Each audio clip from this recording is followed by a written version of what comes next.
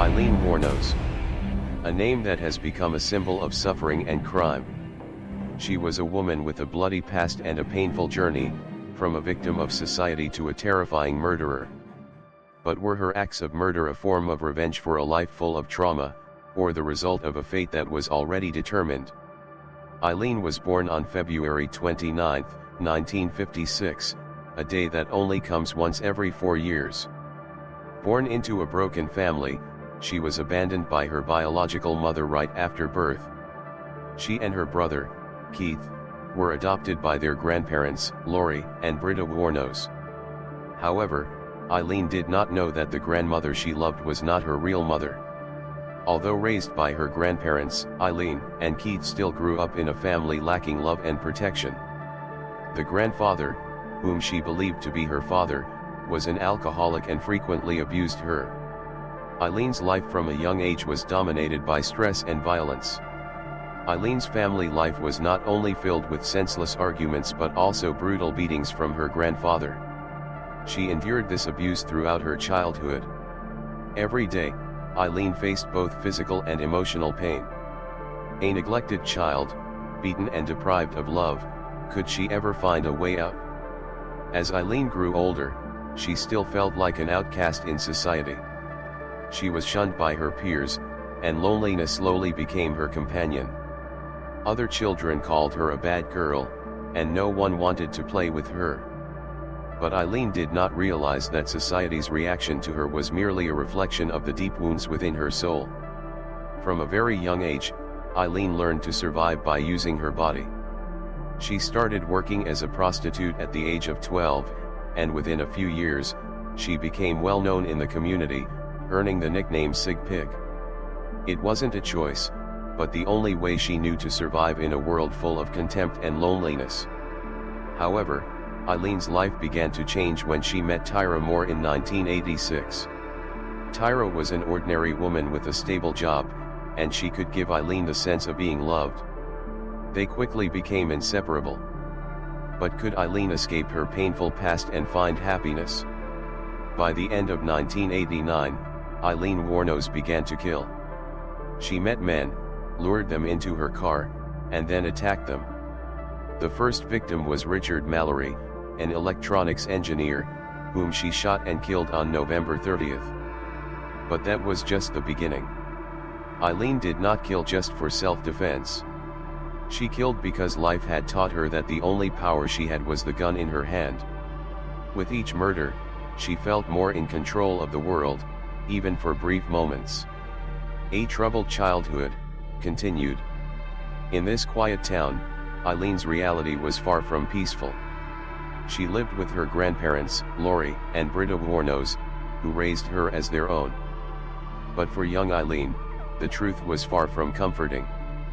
The man she called father was not her real father. Lori, her grandfather, was a heavy drinker with a temper that often turned violent. Eileen's life was shaped by the rhythm of anger and fear.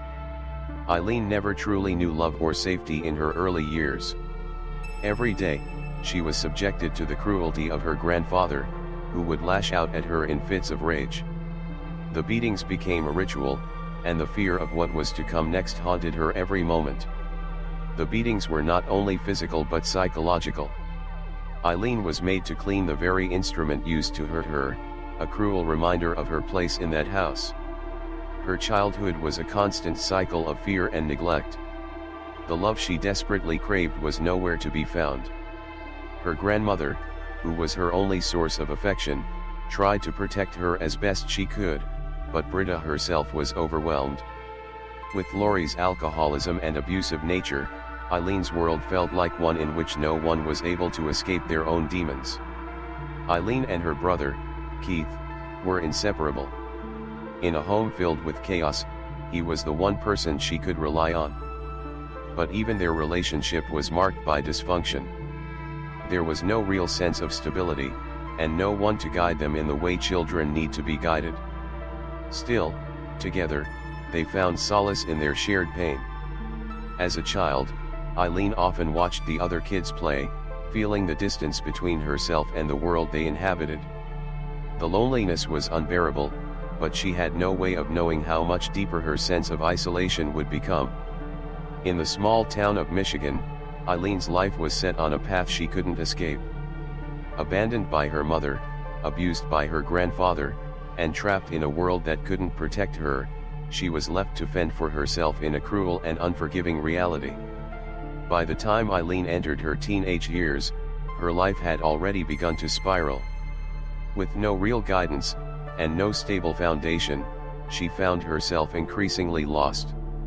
The girl who had once hoped for a brighter future was now a young woman hardened by the world around her. Early signs of trouble. At school, Eileen was an outcast. She couldn't fit in. The other kids called her names, made fun of her, and pushed her further into the shadows. With every snicker and whisper, she grew more withdrawn, more isolated. But it wasn't just the rejection that hurt, it was the deep feeling of being invisible, of not mattering. Her classmates saw her as different, a girl who couldn't seem to fit into their neat little world. They didn't understand the pain that shaped her, the fear and loneliness that she carried with her every day. As the bullying grew worse, Eileen began seeking attention in dangerous ways, desperate to feel seen, even if it meant turning to things she didn't fully understand. Eileen had never known affection or care, and the need to be noticed pushed her into places she never imagined. At just 12 years old, she started trading her body for cigarettes, for money, for a ride, for any small piece of validation. In a world that had abandoned her, this was the only currency she knew. She was only a child, barely entering adolescence, but the world around her had already taught her that her worth was determined by her body. She began to see herself through the eyes of those who took advantage of her. In exchange for a momentary sense of control, she lost pieces of herself with every encounter. I remember Eileen from school. She was, well, she was different. Quiet, kind of lost in her own world. I felt sorry for her. She didn't have anyone, and the kids were pretty mean to her. But back then, I never thought she would end up like this. No one knew how much she was going through. She never talked about it. To those who knew her, Eileen's struggles were a quiet storm, a storm no one understood. They saw her as the troubled girl, but they couldn't see the deep-rooted pain that had been festering inside her for years. Her classmates could never have known the weight she carried.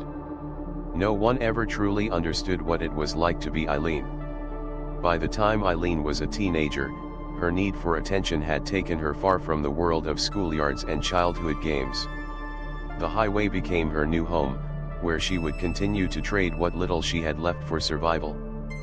But on the road, survival wasn't guaranteed, and what came next would forever change the course of her life. Life on the road. By the age of 15, Eileen had left behind the remnants of her broken childhood and ventured into the world. With nowhere else to go, she turned to the highways of America, hitchhiking from town to town.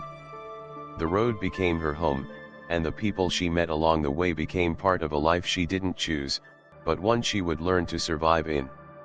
On the road, she was no longer just a troubled girl from a broken home. She became someone who had to fight for her place in the world.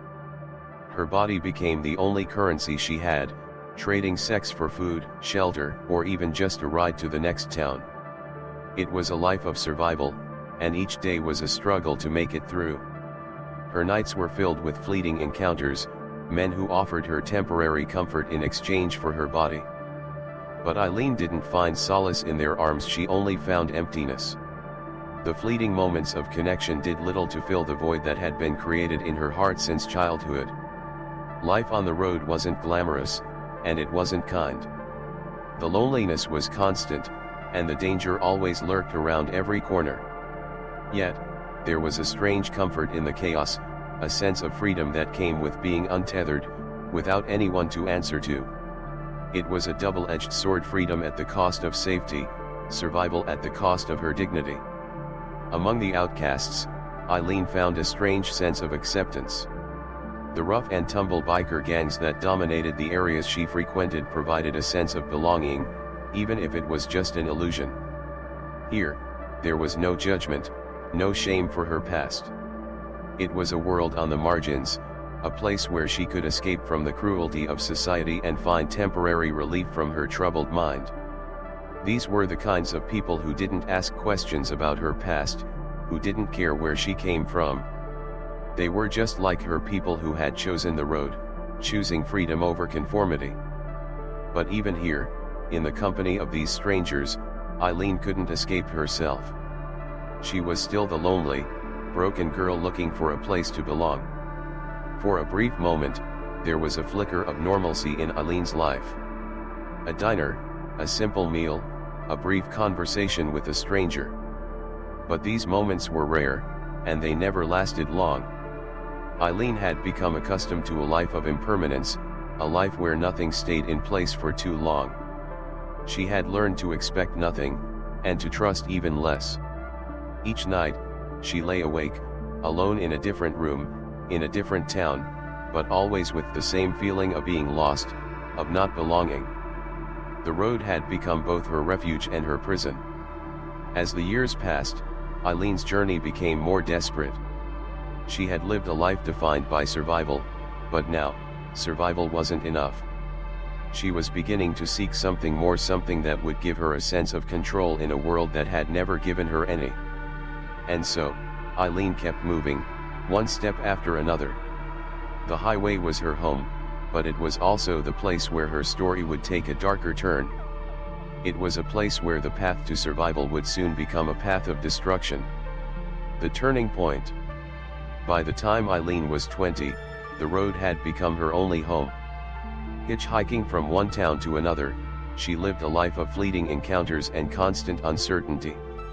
It was a life she had come to know all too well, one where survival was the only priority. But it wasn't just the road that shaped Eileen's destiny, it was what happened next that would forever change the course of her life. In the spring of 1989, Eileen met Richard Mallory, a 51-year-old electronics engineer who was driving through Florida. Their encounter, like many others, began innocently enough, just another man offering a ride to a hitchhiker on the side of the road.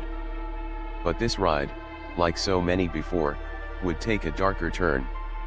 As the car sped down the highway, Eileen's past, her trauma, her anger, her desperation began to build. She had been pushed to the edge for so long, and in that moment, something snapped. Something inside her broke. It was more than just self-defense. More than just a desperate cry for help. It was something darker, something born of a lifetime of pain. Eileen pulled out her .22 caliber handgun and shot Richard Mallory, killing him instantly. Richard Mallory was the first of Eileen's victims. He was found months later, his body left in the woods, his life stolen by the very woman who had once been so desperate for survival. Eileen's first murder was not a crime of passion, it was something more calculated, a breaking point in a life filled with suffering. For Eileen, the first murder was a turning point, a moment of clarity in the midst of the chaos. Once the deed was done, she found herself caught in a vicious cycle. What started as self-defense quickly morphed into something else, something far more dangerous. After the killing, Eileen didn't look back. She pawned Mallory's belongings, taking the money and using it to survive, to keep moving forward. For her, the act of murder had become part of the survival instinct. She had done it once and gotten away with it, and the idea of doing it again seemed almost inevitable. Over the next few months, Eileen would kill 6 more men in the same cold, detached manner. Each victim was a step deeper into the darkness, a spiral she couldn't escape from. And though she would claim that each murder was in self-defense, the reality was much more complex. Eileen was no longer just a victim of the world, she had become a predator, driven by anger, by fear, and by the need to feel in control. Through it all, Eileen found one person who seemed to care about her: Tyra Moore. Tyra, a hotel maid, became Eileen's only companion, the only person who gave her a sense of stability. But even Tyra couldn't pull Eileen out of the spiral she was caught in. As Eileen's rage continued to grow, so did her need to kill. With Tyra by her side, Eileen felt a sense of safety, a brief respite from the violence she had come to know. But the darkness was never far away. As long as she had a gun in her purse, as long as she lived on the edge, Eileen knew she was always just one step away from another kill. Eileen Wuornos was no longer just a victim. She had become a killer, a woman whose name would soon be known across the world, not for the life she had lived, but for the lives she took. And the road she had once traveled in search of survival would now lead her into the hands of the law. The murders continue. As the months passed, Eileen's killing spree continued, each victim adding to the dark path she had set herself on. The highway, once a place of freedom, had become her hunting ground, a place where men, just like Richard Mallory, became targets. Eileen had crossed a line, and now, there was no going back. David Spears was the second man to fall victim to Eileen's growing rage. A simple encounter, one that began like any other. She was picked up on the highway, and they began talking. But Eileen, consumed by a sense of power and fear, pulled her gun out of her bag and shot him multiple times. David was found days later, his body discarded, abandoned by the very woman who had taken his life. This murder, like the first, was done without hesitation. No remorse. No feeling of guilt. Eileen was becoming numb to the violence that had once seemed so foreign to her. By the time Charles Cascadon crossed her path, Eileen had become skilled in her deadly routine. This wasn't just about survival anymore. It was about control, taking control over the lives of men who had once viewed her as nothing more than a woman to use. This time, she shot Charles 9 times, and then, just as before, she robbed him, taking whatever valuables he had. With each murder, the evidence was harder to track. The victims were scattered across rural Florida, with no clear connection between them. The police were baffled. The investigation grew cold, and the search for a serial killer seemed like an impossible task. Despite the killings, Eileen still tried to maintain some semblance of a normal life with Tyra. The bar was a refuge for her, a place where she could drink and forget, if only for a while, the weight of the murders she had committed. But no matter how much she tried to appear carefree, the darkness was always there, lurking beneath the surface. With each passing day, the gun became more than just a tool for survival. It became an extension of Eileen herself. A way for her to exert power, a way to protect herself from the world that had never shown her any mercy. The gun was her shield, her weapon, and her only form of control in a life that had spiraled out of control. Peter Sims was the next victim to meet Eileen's wrath. Like the others, he never saw it coming. As they drove, she took control once again, pulling out the gun and shooting him. His body was never found, but his car was abandoned not far from the scene. With every kill, Eileen's methods became more routine, and she seemed to grow bolder with each new victim. The police were slowly beginning to piece things together.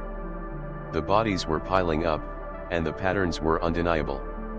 Yet, Eileen's identity remained a mystery. She had already killed 4 men, and the police had no idea who the killer was or where she would strike next. With each murder, Eileen felt herself slipping further away from the woman she used to be. The sense of guilt, if it had ever existed, was now replaced by a desperate need to keep going, to keep killing. She had crossed a line, and there was no turning back. But even in her darkest moments, there was still a small part of her that yearned for the love and acceptance she had never known. Troy Barres was the latest man to fall victim to Eileen's growing rage. She had become a woman driven by fear, by anger, and by a need for survival. With each man she killed, she was moving further away from the girl she once was, if she had ever truly been that girl at all. 7 men. 7 lives taken in cold blood. Eileen Wuornos had become something more than just a victim of circumstance. She had become a killer, and there was no escaping the path she had set for herself. The arrest. Eileen had been slipping deeper into a spiral, a cycle of violence that she couldn't escape. For months, she had continued to kill without consequence, but now, The walls were starting to close in. She had already taken the lives of 7 men, and yet, she still roamed freely, moving between towns and motels, always looking over her shoulder. The police had been tracking the murders for months, but they hadn't yet been able to put the pieces together. The victims were scattered across central Florida, with no clear pattern to follow. But as time went on, the investigation began to gain traction, and a growing suspicion started to take hold. A serial killer was on the loose, and this time, it seemed that the killer was a woman. Though she had become a killer, Eileen wasn't entirely alone. Tyra Moore, her girlfriend, had stood by her side through the chaos, even if she didn't fully understand the darkness Eileen had fallen into. They lived together, shared everything, and yet Tyra was oblivious to the truth that Eileen had been hiding for months. To Tyra, Eileen was just the woman she loved, but to the police, she was a suspect in a growing murder investigation. It was in a pawn shop that the breakthrough finally came. Eileen had pawned items belonging to her victims, leaving a trail of evidence behind. A camera once owned by Richard Mallory was traced back to her. For the first time, the police had a solid lead. They knew who she was, and they knew they had to act quickly. The police weren't the only ones closing in on Eileen. As the investigation gained momentum, Eileen began to sense the tightening net around her. Her life, which had been defined by chaos and violence, was about to come to an end. She was no longer the predator, she had become the hunted. On January 9, 1991, the night Eileen was arrested, she had no idea that her life was about to change forever. She was drunk, as usual, lost in her own thoughts, unaware that the police were already watching her closely. She had just spent the evening at the bar with Tyra, drinking away the fear and paranoia that had been building inside her for months. The police had been watching her for days. When they saw her leave the bar that night, they knew this was their chance. As she walked down the street, the officers followed, waiting for the perfect moment to make their move. Eileen was arrested without a fight. The woman who had killed 7 men, who had eluded the law for so long, was now in their hands. The weight of her crimes was finally catching up to her, and the life she had lived in constant fear and violence was about to come to an end. As Eileen sat in the holding cell, waiting for her trial, she had no idea what the future held for her. She would soon confess to the murders, claiming they were all in self-defense. But as the truth began to unravel, the world would come to know her as the highway killer, a woman whose tragic life had led her down a path of destruction. Eileen Wuornos had finally been caught. The years of violence, the lies, the murders, everything she had done in the name of survival had led her to this moment. And for the first time in a long while, she was no longer in control. The trial and confession. Eileen Wuornos was finally facing the consequences of her actions. After months of evading the law, she now stood in front of a jury, accused of killing 7 men in cold blood. The courtroom buzzed with anticipation. The public, the media, and the law enforcement were all waiting for the woman they had come to know as the highway killer to face justice. Throughout the trial, Eileen remained eerily calm. She sat through every session with little emotion, but it was clear that she had been deeply affected by the events that led to this moment. Still, the question remained, was she guilty of murder, or was she simply a victim of a life filled with trauma and abuse? 7 men lost their lives at the hands of this woman. Men who trusted her, took her in, and offered her a ride, only to have their lives taken in an instant. There was no self-defense. There was no justification. This was cold-blooded murder. Eileen Wuornos was not born a killer.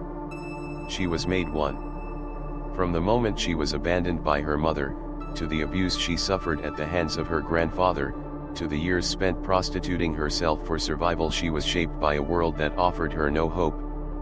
This woman, ladies and gentlemen, is a victim of a broken society. The defense argued that Eileen was a victim of abuse, of neglect, and of a society that had abandoned her.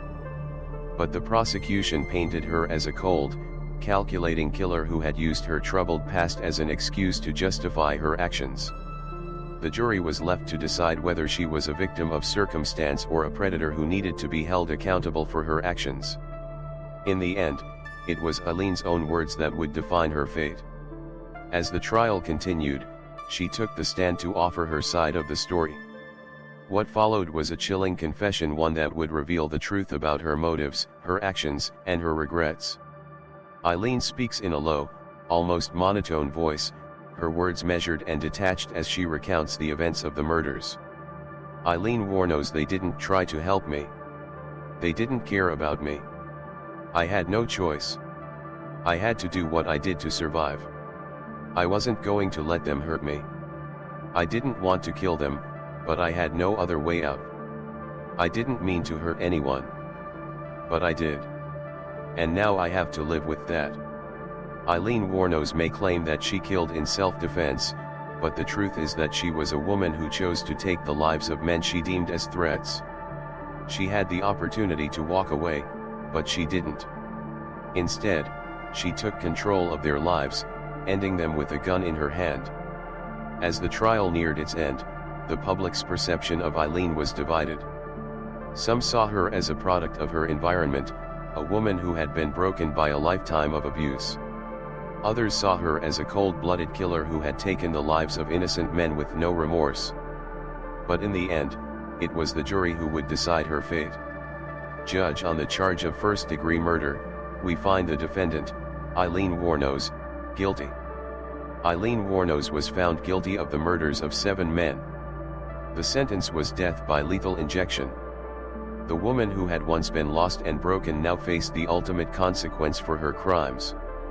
For the first time in her life, Eileen would have to face the true cost of the violence she had unleashed. Her time on death row began. For the next decade, Eileen would remain in a cell, her fate sealed. She had confessed to the murders, but in the years that followed, she would begin to change her story once more. She would flip-flop between claiming self-defense and admitting to cold-blooded murder. In the end, it was clear that Eileen Wuornos was a woman driven by pain, by desperation, and by a life of abuse. In the years leading up to her execution, Eileen's story became one of the most talked about in American criminal history. Was she a victim, or was she simply a killer? The debate continued, but one thing was certain: the woman who had once been lost in the shadows had now become the face of a tragic, horrifying tale. Eileen Wuornos was executed by lethal injection on October 9, 2002. She was 46 years old. Her life, marked by violence, pain, and suffering, came to a tragic end. But for many, the question still lingers: was she born to kill, or was she simply the product of a broken world? Final days on death row. After being sentenced to death, Eileen Wuornos was moved to Florida's death row, where she would spend the next 10 years of her life. Her days were marked by isolation, with only the harsh sounds of prison life surrounding her.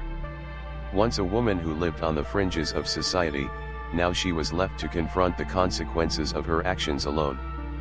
In the years she spent on death row, Eileen's story evolved. She began to reflect on her past, questioning her motives and revisiting the events that had led to her violent outbursts. Her once certain confessions became muddled, and the line between truth and justification became increasingly blurred. Eileen Wuornos. Sometimes I wonder if I was born to do this. I don't know. I wasn't always like this. I wasn't born evil, but the world, it broke me. You don't just wake up one day and decide to kill. Something happens to you. It's a slow burn. It eats at you until there's nothing left but survival. Even as she sat on death row, awaiting her execution, Eileen's narrative was not fixed. She went back and forth between claiming self-defense and admitting that she had killed without provocation. Some days, she would express remorse for her victims; other days, she would stand by her belief that she had acted out of necessity. There were moments when the truth seemed just out of reach, even for her. Her final days were spent in a fog of reflection and remorse. Was she a victim of a world that had abandoned her, or was she truly a killer at heart? Eileen would never find a clear answer, and the ambiguity of her feelings would remain with her until the end. On October 9, 2002, Eileen Wuornos was executed by lethal injection. She was 46 years old.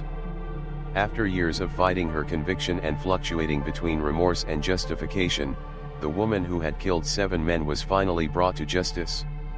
Her life, filled with violence, fear, and suffering, came to a tragic end.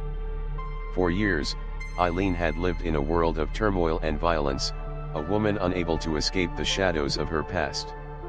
But as the chemicals flowed into her body, the pain and fear she had known throughout her life were finally over. Eileen's execution was met with a divided response. Some saw her as a monster who deserved nothing less than death for the lives she had taken. Others, however, saw her as a victim, a woman who had been shaped by a lifetime of abuse, neglect, and trauma. Regardless of the perspective, her death marked the end of one of the most infamous criminal cases in American history. Eileen Wuornos was buried in her final resting place, far from the world that had shaped her, far from the pain that had driven her to kill. She would be remembered not just for the lives she took, but for the complex, tragic journey she had lived. Was she born to kill, or was she simply a product of a broken world? The answer may never be fully known.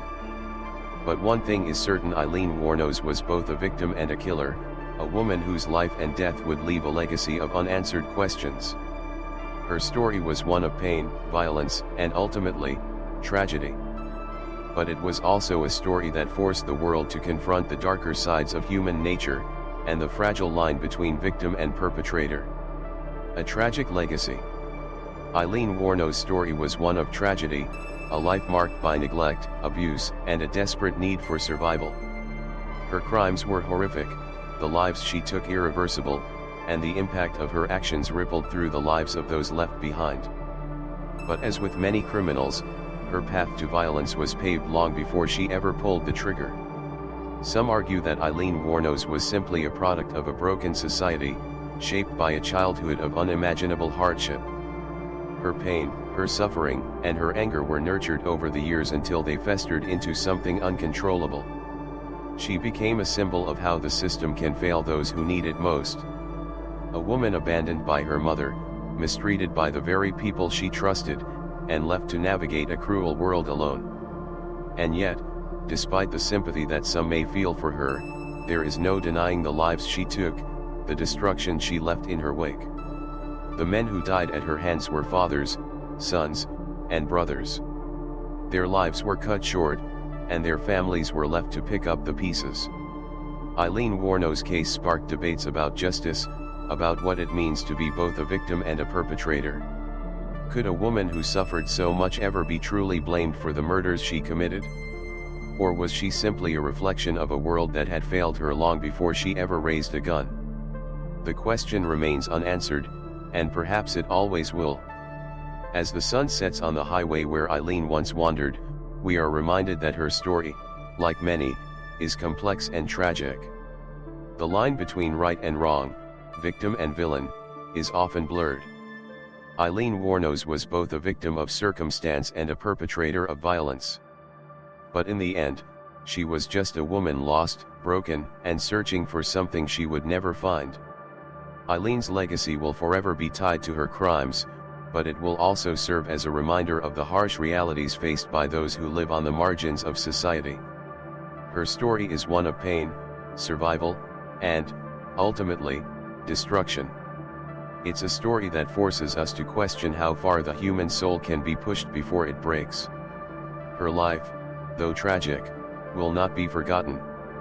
And perhaps, in remembering her, we can reflect on the darkness that exists in all of us and the choices we make, even when survival is at stake.